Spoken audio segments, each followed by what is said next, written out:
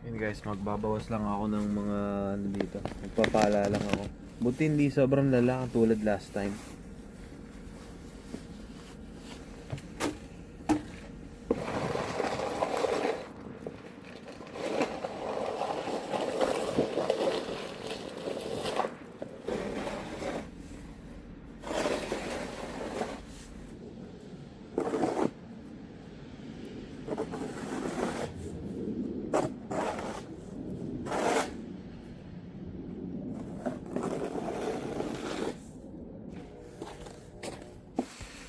Ito yung mahalaga eh, yung malambot pa lang yung ano eh, yung snow, kailangan magkalkal na kayo ng ano eh.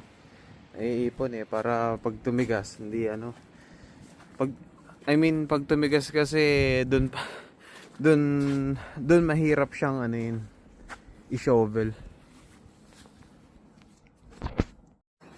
Hello guys, so dala ko yung aking ano, laptop, pupunta ako kay auntie. Nag-ano ako, may mga online modules ako. Actually, malapit na ako mag-final exam sa ano, dialysis. Hindi ko alam kung mapasa ko kaya ng isang try lang. Bahala na guys. Okay guys, dito tayo sa Walmart. Yan ang okay dito eh, maraming ano, options. Replenish lang kami mga konting ano. Yan, may kamote ulit ako and patatas pang bake namin.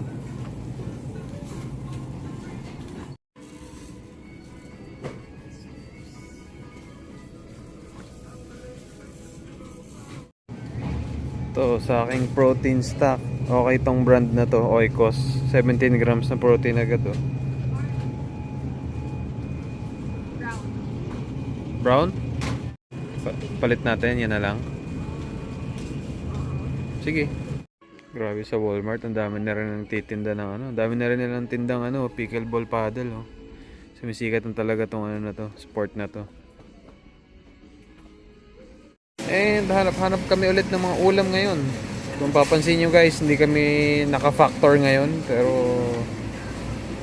ganito lang muna kami. Hindi na tayo magpapakot. Hindi na ba? Oh no. Ayoko na ng factor.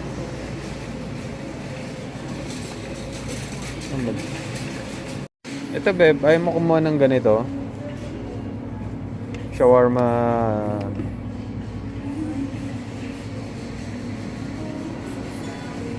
Peruvian style chicken na may ano oh. May beans and rice.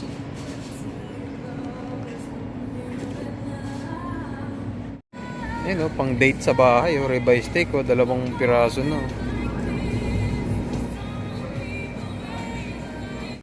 Wala si madam, pinipiknik na yung ano, cherry dito.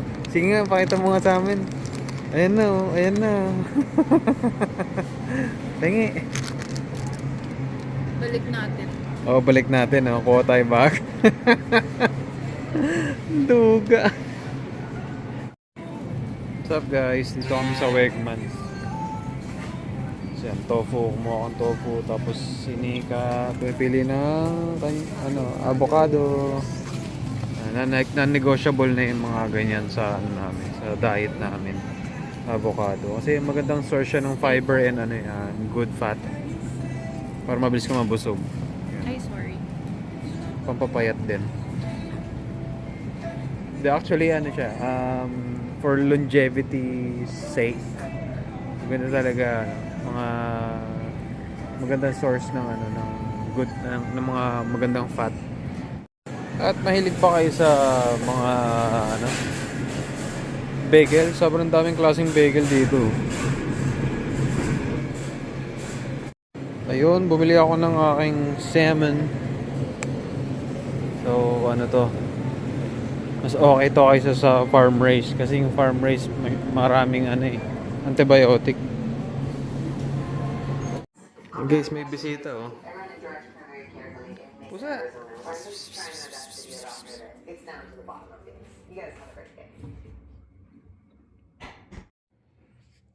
Hello guys, kararating ko lang sa bahay no. Time check 11 o'clock na. Pero kumain na ako no. Week 8 success sa dialysis. Ginabi na kami natapos dahil ano, parang 3 shifts. Parang pinilit namin talagang i-treat yung mga naka-schedule i-treat. Maabot kami ng mga 9:30. Yan. Actually, nag-clock out na ako ng 7 eh. Sabi ko na lang sa preceptor ko na sabihin sa manager na na nagstay pa ako hanggang 9:30. Kasi sobra na ako sa training hours eh. Kung pipilit ko eh. So yun, bumibilis na mag-setup, magtanggal. Dumadami rin yung mga natutunan ko about pag-troubleshoot. Yun talagang hindi mo matututunan sa sa libro or sa course session or sa computer learning, yung mga troubleshooting. Kanina may machine 6 o'clock pala ng hapon may pasyente kaming ready na. Pero yung machine nag-error yung pag-test. At nakatatlong error na. Sabi ko, mag-aalas 7 na. Sasabi ng tech ko, tala, kunin natin yung backup na machine. O, uwi tayo ng alas 10 niya. So, alas 10 nga ako nakauwi. So, sabi ko yun, nauna na ako nung natapos na yung treatment. So far, kahit ginabi naman ako, maning-mani naman. So, yun lang guys.